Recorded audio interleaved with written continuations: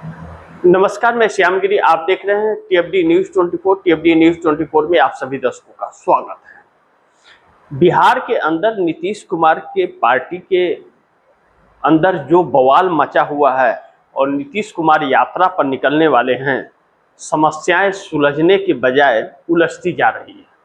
नीतीश कुमार के दो सांसद इस्तीफा दे सकते हैं, गिरधारी लाल यादव और दिनेश चंद्र यादव, एक बांका संसदीय क्षेत्र से और एक मधेपुरा से। बड़ी महत्वपूर्ण है कि 12 सांसद हैं नीतीश कुमार के पास और 2 इस्तीफे अगर हो जाते हैं तो 10 बचेंगे।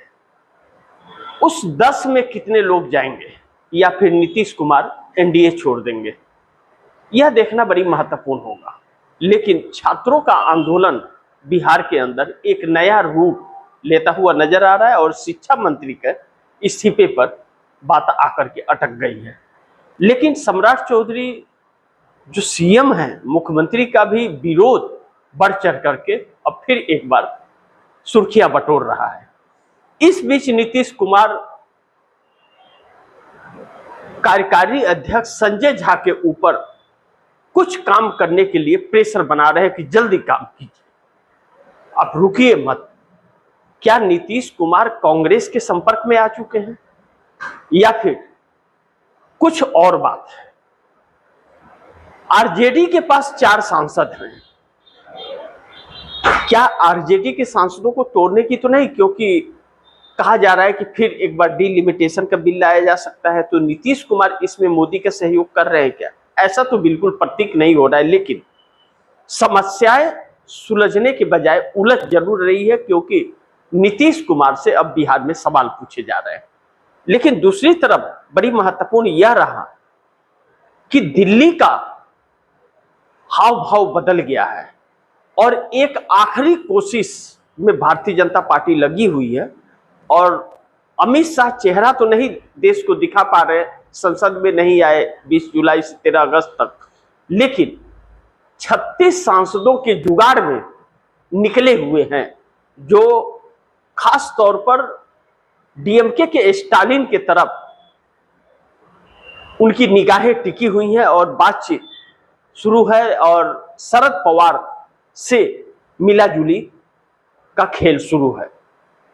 लेकिन शरद पवार इंडिया गठबंधन के थे, शरद पवार धोखा दे सकते हैं, उनका कोई ठिकाना नहीं है। लेकिन स्टालिन के लिए समस्या है।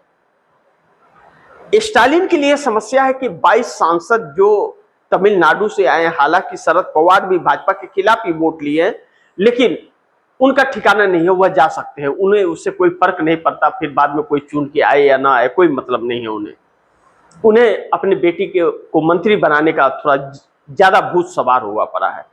लेकिन स्टालिन क्या अपनी राजनीति खत्म कर लेंगे तमिलनाडु से, जो भारतीय जनता पार्टी के खिलाफ? जरा इसे समझने का प्रयास करते हैं।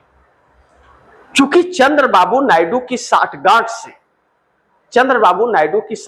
से यह कहा जा रहा है कि स्टालिन ने 22 सांसदों के साथ मोदी से दूरी बना ली, जो पिछले दिनों डिलिमिटेशन पर समर्थन देने की चर्चा चल रही थी। तो इसमें चंद्रबाबू नायडू का साठगांठ था, यह बात कहा जा रहा था। लेकिन अब अमित शाह मना रहे हैं, तो जरा इस समीकरण को समझना जरूरी है कि चंद्रबाबू नायडू से भारतीय जनता पार्टी की इस वक्त टकराव चल रहा है और बहुत बड़ा वाला टकराव चल रहा है। टकराव इतना बड़ा कि कब समर्थन वापस ले लेंगे कुछ कह नहीं सकते। ऐसे में डीएमके 22 सांसदों का उसका समर्थन मोदी सरकार को चाहिए, क्योंकि वह कांग्रेस से अलग हो करके और इंडिया गठबंधन से भी अलग हो गई है। तमिलनाडु में कांग्रेस के साथ गठबंधन था, लेकिन कांग्रेस ने टीबीके को समर्थन दे दिया, तो डीएमके ने अपना गठबंधन तोड़ लिया। डीएमके का सत्ता भी नहीं आया। लेकिन जिस डिलिमिटेशन बिल को लेकर के डीएमके आंदोलन कर रही थी और पूरे साउथ को एकजुट कर रही थी, उसी डिलिमिटेशन बिल पर अगर स्टालिन आकर के देते हैं समर्थन, यह जानते हुए कि यह सरकार जाने वाली है और पूरा देश इस मोदी सरकार के खिलाफ हो गया है, तो फिर उसका प्रभाव तमिलनाडु के अंदर जो पड़ेगा वह बहुत दर्दनाक होगा। स्टालिन की जो संभावनाएं हैं सत्ता आने की, वह संभावनाएं भी खत्म हो जाएगी। और मोदी सरकार बिल अगर पास करने में सफल हो जाती है तो भारतीय जनता पार्टी का सांसद सरकार युग युग चलता रहेगा और उसमें साउथ को ही सबसे ज्यादा नुकसान होगा, क्योंकि यह भरोसे के लायक तो है नहीं कि इनके ऊपर कोई भरोसा कर ले और विश्वासघात नहीं करेंगे। तो क्या स्टालिन 22 सांसदों का समर्थन नरेंद्र मोदी को दे करके उन्हें पुनः जीवित कर देंगे? जब पूरा देश जिसके खिलाफ है, तो फिर स्टालिन का क्या होगा तमिलनाडु के अंदर? क्या जनता उन्हें अस्वीकार नहीं करेगी? भाजपा का साथ छोड़ करके टीवीके या दूसरे दल में जब तमिलनाडु के ही लोग जा रहे हैं, तो फिर स्टालिन ऐसा क्यों करें? या फिर यह सिर्फ एक दिखावा देश को गुमराह करने का और उलझाने का, और जो हेडलाइंस चल रहे हैं, जिस तरह से सरकार परेशान है, सरकार के खिलाफ हवा बन गया है, उस हवा को रोक करके दूसरे तरफ हेडलाइन मैनेजमेंट का कुछ ऐसा ही प्रतीक हो रहा है। लेकिन चंद्रबाबू नायडू भी लगातार साउथ के सभी नेताओं से संपर्क में है। यह कहा जा रहा है, इस तरह की चर्चा चल रही है कि चंद्रबाबू नायडू मोदी का यह मंशा पूरा नहीं होने देंगे, बल्कि कहा यह भी जा रहा है कि डीलिमिटेशन पर पिछली बार चंद्रबाबू नायडू ने समर्थन दे तो दिया था, इस बार चंद्रबाबू नायडू भी हाथ अपना खींच लेंगे, क्योंकि जिस तरह से मनमुटाव हो रहा है उससे यह प्रतीक हो रहा है कि मोदी सरकार के साथ अब चंद्रबाबू नायडू ज्यादा दिन नहीं रहने वाले हैं। जिस तरह से माहौल बिगड़ रहा है वह माहौल मोदी सरकार के लिए शुभ संकेत नहीं है, और चंद्रबाबू नायडू हवा के रुख को भाप गए हैं कि मोदी की सरकार अब ज्यादा दिन नहीं बचने वाली है। और इस तरह अगर एनडीए गठबंधन के अंदर चल रहा है तो फिर समस्याएं आ जाएंगी। बड़ी महत्वपूर्ण है कि 20 सांसद जो टीएमसी ममता बनर्जी के टूट के आए थे, उन्हें कोई स्थान पार्लियामेंट में न मिल पाने के कारण और टीएमसी के ही कहे जाने के कारण उन 20 सांसदों के अंदर दरार पड़ गया है, और जो नायक पार्टी तोड़कर ममता बनर्जी का लाया था वही अब छटकने लगा है। ऐसे में मोदी सरकार एक बड़े संकट से जूझ रही है। लेकिन 6 उद्धव ठाकरे के भी टूट गए थे, उसके बावजूद मोदी सरकार समर्थन नहीं जुटा पा रही है। ऐसे में मोदी सरकार छटपटा रही है। राहुल गांधी के छात्र गूंज या छात्र आंदोलन जो चल रहा है और जिस तरह से छात्रों के साथ बर्बरता यह सरकार कर रही है और आक्रोशित हो रहे हैं छात्र, उससे लग रहा है कि बहुत जल्द एक बहुत बड़े छात्र आंदोलन को आगाज दे रही है, यानी कि जेन जी का आंदोलन। इस बार महिलाएं बढ़ चढ़ करके उसमें हिस्सा ले सकती है। भारतीय जनता पार्टी का और मोदी से जो बहुत बड़े मात्रा में एक वोट बैंक खसक रहा है, जिसकी संख्या 10 करोड़ बताई जा रही है, जो युवा और महिला हैं, 10 करोड़ वोटर इनसे दूर हो रहे हैं, तो यह छटपटा रहे हैं। मध्यवर्ती चुनाव हुआ तो यह जाते हैं, क्योंकि मध्यवर्ती चुनाव हुआ तो पोल ट्रेकर का सर्वे यह कहता है कि भारतीय जनता पार्टी एनडीए गठबंधन के साथ 240 पे आ जाएगी। अभी 240 पर भाजपा है तो वह 140 पे जा सकती है। इस तरह की जो चर्चाएं निकल करके आ रही हैं, यह मोदी सरकार को बहुत बेचैन कर रही है, जिसको लेकर के मोदी सरकार परेशान है। नीतीश कुमार लगातार एक अलग रवैये अपना रहे हैं और नीतीश कुमार भी कब झटका दे यह भी कोई नहीं जानता। ऐसे में उत्तर प्रदेश के अंदर भारतीय जनता पार्टी में हड़कंप मचा हुआ है। 200 विधायकों का टिकट काटने की बात चल रही है कि इस बार उत्तर प्रदेश चुनाव में 200 विधायकों का टिकट कटेगा।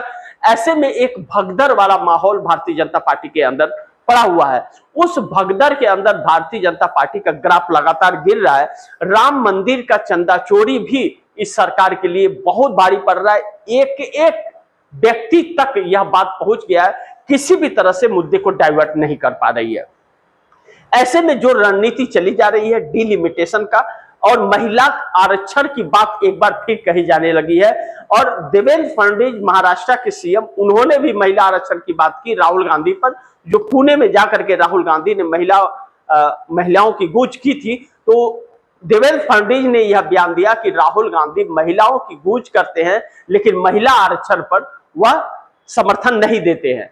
ऐसे में देवेंद्र फडणवीस को जरूर यह कहना चाहूंगा, देश भी उन्हें बता रहा है कि 2023 में महिला आरक्षण बिल पास हो गया था, नोटिफिकेशन भी जारी हो गया, लेकिन महिला आरक्षण बिल भारतीय जनता पार्टी ने नहीं लागू किया। 543 लोकसभा सीटों में क्यों नहीं देती भारतीय जनता पार्टी महिला आरक्षण दे, यही तो विपक्ष भी कह रहा है, लेकिन सरकार बिल्कुल सुनने को तैयार नहीं है। और महिला आरक्षण के नाम पर यह संविधान में संशोधन करके डिलिमिटेशन करने के लिए उतारू है, जो इसकी इच्छा पूरा होती हुई नहीं नजर आ रही है। कहीं ऐसा ना हो कि जो खींचतान में भारतीय जनता पार्टी लगी है, वही खींचतान भारतीय जनता पार्टी के अंदर टूट का कारण बन जाए, जो आने वाले दिनों में नरेंद्र मोदी के लिए बहुत बड़ा संकट उत्पन्न कर सकता है। ऐसे में नरेंद्र मोदी की कहीं ना कहीं उल्टी गिनती भी शुरू हो गई है और राहुल इतना खौफ हो गए हैं मोदी सरकार के लिए, मोदी को इतना खौफ हो गया है कि मोदी और शाह चेहरा नहीं दिखा पा रहे, स्टेटमेंट एक नहीं उनका आता है, दिख नहीं रहे हैं, लेकिन अंदर ही अंदर षड्यंत्र चला जा रहा है। लेकिन एनडीए गठबंधन के अंदर का भगदड़, मैंने बताया ना कि चंद्रबाबू नायडू 16 सांसदों का अपना समर्थन कभी भी वापस लेने का ऐलान कर सकते हैं, इतना टकराव दोनों में हो गया है। और नीतीश कुमार के 2 सांसद नीतीश का साथ छोड़ देंगे, गिरधारी यादव और दिनेश चंद्र यादव, एक मधुपुरा से सांसद और दूसरा बांका संसदीय क्षेत्र से सांसद, तो 2 सांसद उनके, और उसके साथ कितने सांसद साथ छोड़ देंगे, यानी कि एनडीए छोड़ने का दबाव नीतीश के ऊपर बन रहा है। और दूसरी तरफ चंद्रबाबू नायडू का टकराव अमित शाह के साथ 16 सांसदों को कभी भी तोड़ सकते हैं, समर्थन वापस ले सकते हैं। ऐसे में डिलिमिटेशन का बिल तो पास होता हुआ नजर नहीं आ रहा है,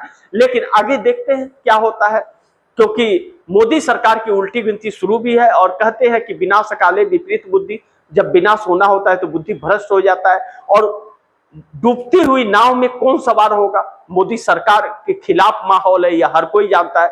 ऐसे में मोदी को समर्थन मिले ऐसा लगता तो नहीं है, लेकिन इंतजार करते हैं क्या होता है। जो भी होगा खबरें आप दर्शकों तक लाता रहूंगा। आप दर्शकों की क्या राय है, क्या सुझाव है, कमेंट बॉक्स में जरूर दीजिएगा। इस खबर को ज्यादा से ज्यादा शेयर कीजिए, अपने दोस्तों को भी कहिए आगे शेयर करें। और आपने अगर टीएफडी न्यूज 24 को सब्सक्राइब नहीं किया, सब्सक्राइब कर लीजिए, अपने दोस्तों को भी कहिएगा सब्सक्राइब करें। मिलते हैं अगली खबर के साथ, तब तक के लिए नमस्कार।